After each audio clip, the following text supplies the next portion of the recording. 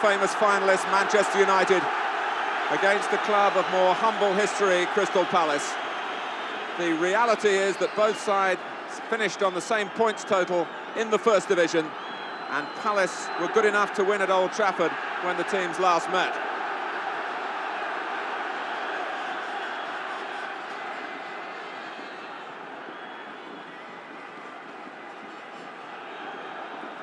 Crystal Palace kick off in the 1990 FA Cup final.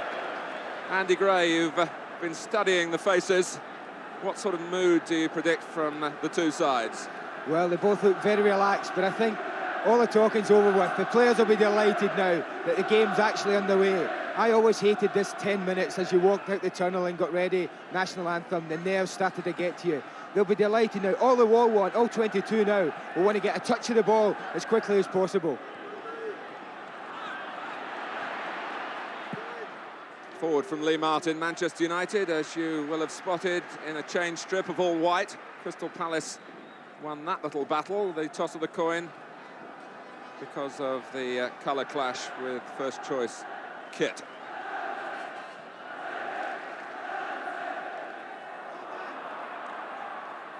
Bright, with plenty of licence to roam. I think mentioning that fact, the man-for-man marking, if ever there was a game going to be won on individual outcomes, it's got to be today, with about 8 Palace players, as you said earlier, really designated to mark specific Manchester United players. Whichever the majority come out on top, looks like the team that will win the cup.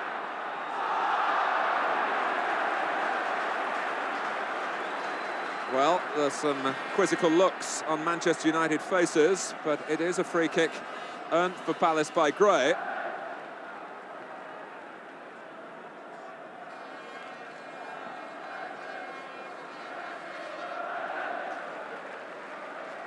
Steve Coppell, so much has been made of the fact that he is a former Manchester United player, but as he said himself, it wouldn't matter who he was playing against. It's just a thrill to lead a team out here, and he's making a note.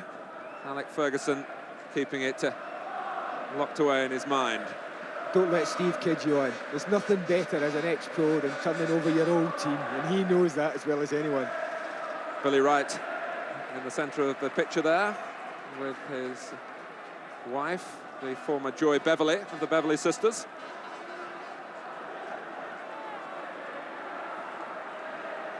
So Gray is okay. Barber takes the free kick. And is it over the line? Gary O'Reilly got to it. Crystal Palace with a set piece. Just as they did to Liverpool, they've done to Manchester United. Well, even this early on, Manchester United have given far too many free kicks away in dangerous areas. This one comes over, a few people go up. Gary O'Reilly will tell you, that was my last touch, and Steve Bruce can do nothing but help it on its way. And it must have been the one area where Manchester United were worried. Comes over, Jim Leighton gets caught a little bit coming out. Should he have stayed, now he will wonder.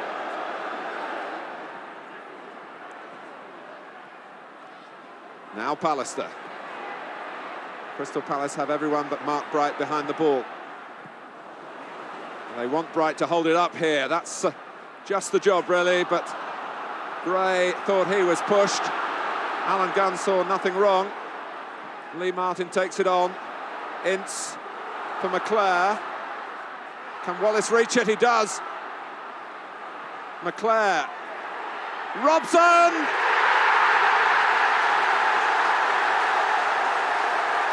One-one.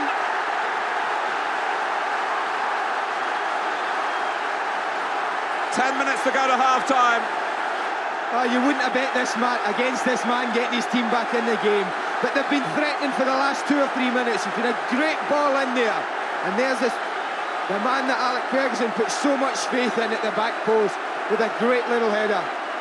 Danny Wallace nipped in the manner that he scored a goal at Newcastle, but there was no angle for him then, and John Pemberton actually got a touch to it. The 1990 FA Cup final, living up to all expectations. Bruce.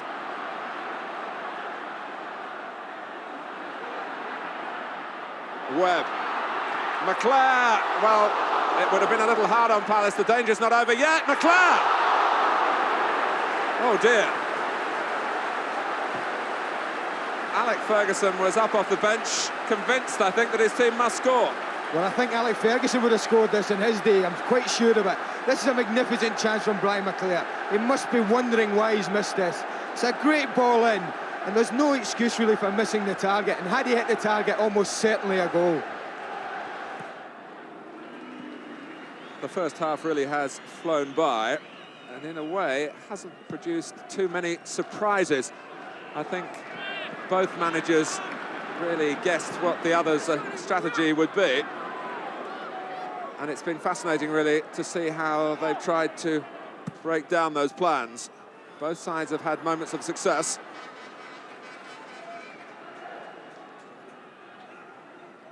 Crystal Palace would certainly have hoped to have pressured Jim Leighton at a free kick or two. They did that to take the lead through Gary O'Reilly's header.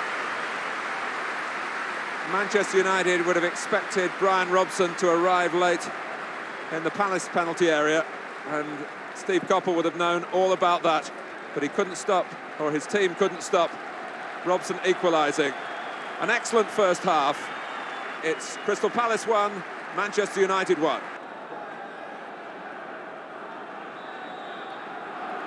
So 1-1 as we move into the second period.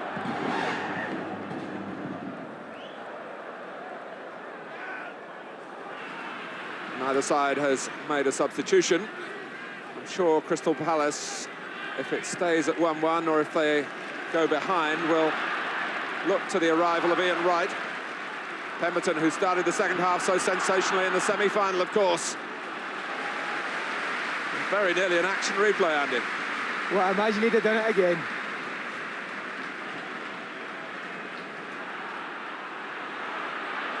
Webb having to retreat. Harassed again by Richard Shaw. But we are entering the phase of the final where fitness will be more and more of a factor, particularly if you're trying to man-mark an opponent. Can Manchester United break it down for Alex Ferguson?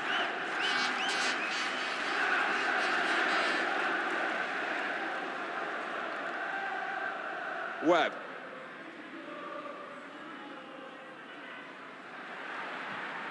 Phelan. Here's Wallace. Oh, and it'll come for Hughes! Not what you'd call a cup final classic as goals go, but Alex Ferguson and his players grateful for it all the same.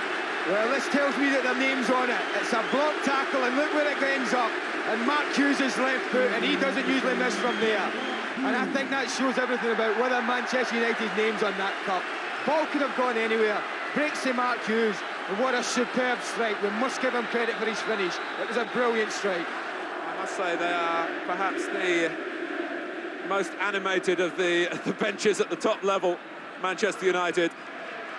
They almost move up like a chorus line to register their comments and their protests. Phelan.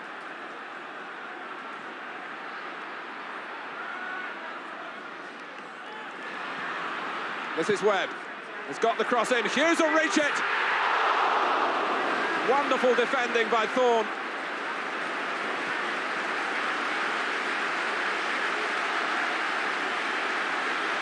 It was a cross of quality, a header of quality, and a clearance of quality. Oh, this is a great bit of soccer, as you say. A beautiful cross, a great knockdown from Mark Hughes, and what a superb piece of defending. That might just have killed Palace off.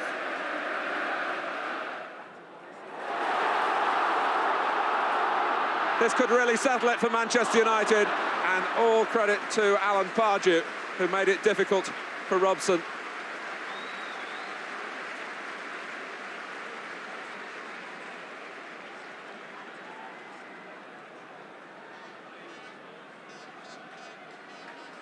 There have been those who question whether Brian Robson will ever be the same player again after the injuries, and also, of course, remembering he's 33 years old now.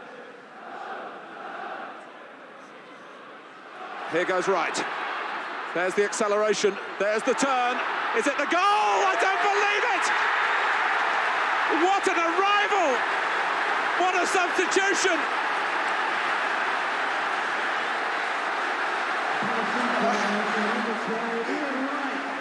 It's 2-2. Oh, this is incredible. It's a great ball through. The combination works well. Shrugs off Mike Phelan. You wonder, is he going to do it? What a magnificent turn from a guy who's been out of the game for long periods. And what a cool finish in his first FA Cup final.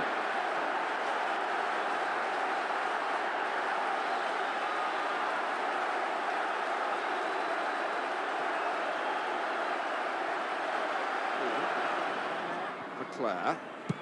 Webb centre. Robson!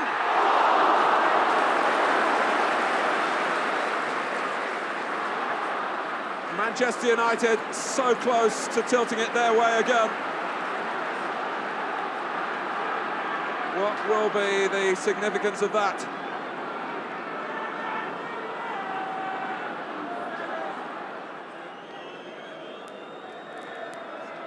Neither team has played for extra time here, but that's what we've got.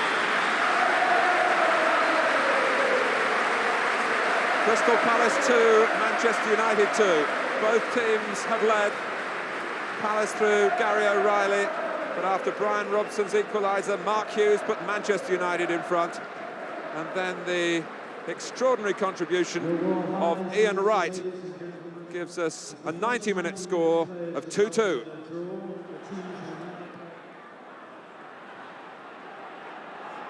Here's Salako.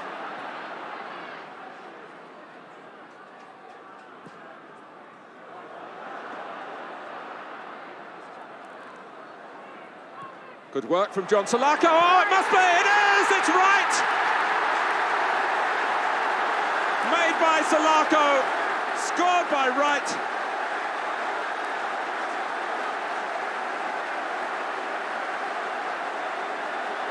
And Crystal Palace have got to get their concentration back on maintaining a lead that they've got here incredibly at the start of extra time.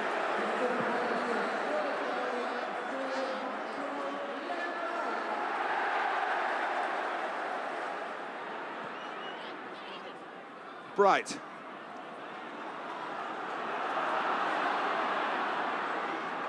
Here's Wallace.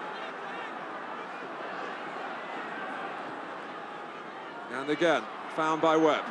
Robson, Pemberton stopping him, forcing a way through the centre that time. Ince can take it on and can certainly shoot from long range, as he showed them.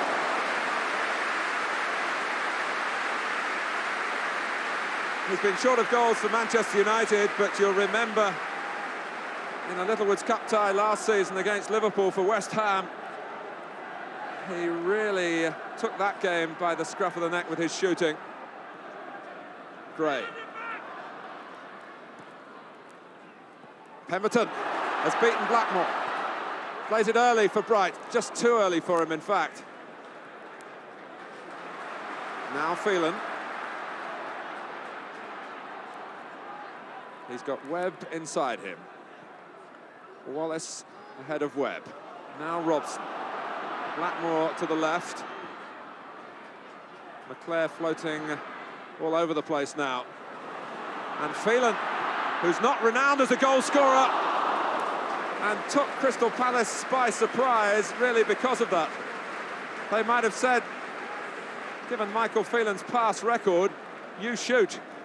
But it was far too close for comfort. Oh, he uses his head here, Mike Phelan. He does get into a very good position. It's a bit close to him. He knows he can't get a lot of power into it, so he thinks he'll improvise a bit and comes very, very close to the equaliser. Wallace. Robbins. O'Reilly defending wonderfully well again. Webb takes it up.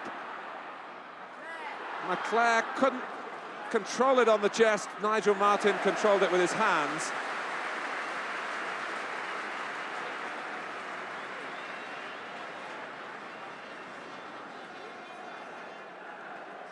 And what makes this even more captivating is those dramas of the semi-finals, because you really do believe that there could be another goal here. I'm not saying for whom.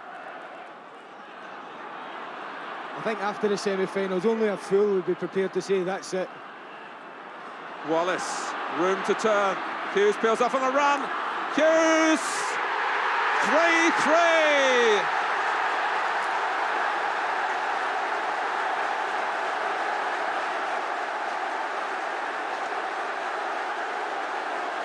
Mark Hughes has matched Ian Wright with 2 goals in this FA Cup final, and he earned it with his work off the ball to make the pass possible for Wallace, as much as he did with his shot on the turn past Nigel Martin. It is a great little ball, and it's a great striker's run away from the defender. He might not have hit it the way he wanted, but look where it's ended up. All season, Crystal Palace have had their problems defensively, and they haven't been cool and calm enough to hang on at 3-2. And Manchester United are going for the jugular now. Robbins.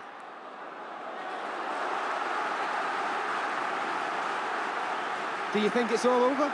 No.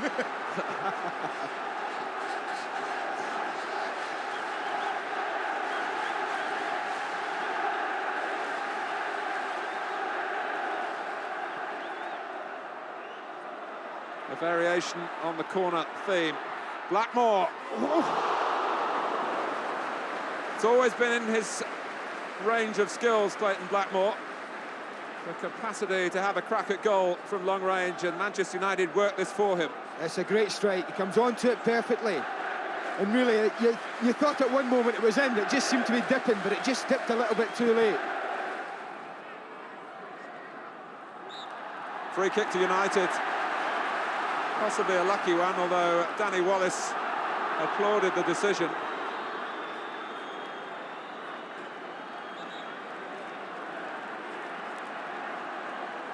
John Pemberton just lost his composure, and Danny Wallace, with the wicked wit of a footballer's dressing room, they call Danny Wallace Hirohito. They reckon he looks more Japanese than English. It's a joke that he takes in good part. Now this is the time to score, when there could hardly be a recovery. Robson!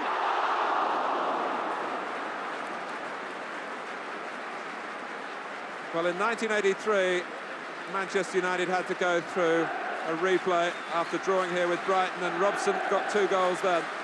This is a fine header. 30 seconds left. Neil Webb takes it on. Ince. The game being played at the Crystal Palace end totally now. And I know the players won't thank me for saying this, but if the replay was going to be anything like this, then I, for one, certainly wouldn't mind one.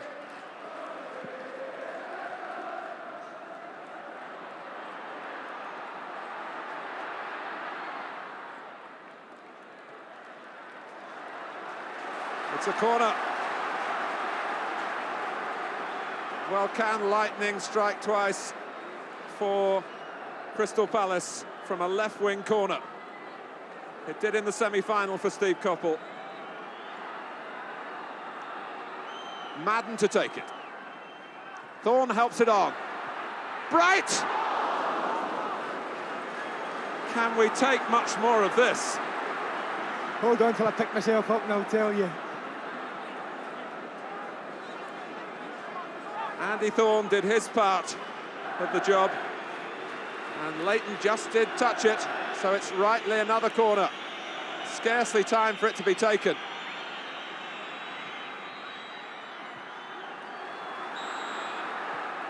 We have a replay after a wonderful cup final. 2 goals for Mark Hughes for Manchester United, his second, ensuring that United would not be beaten after 2 goals for Ian Wright. A substitute had tilted it Crystal Palace's way.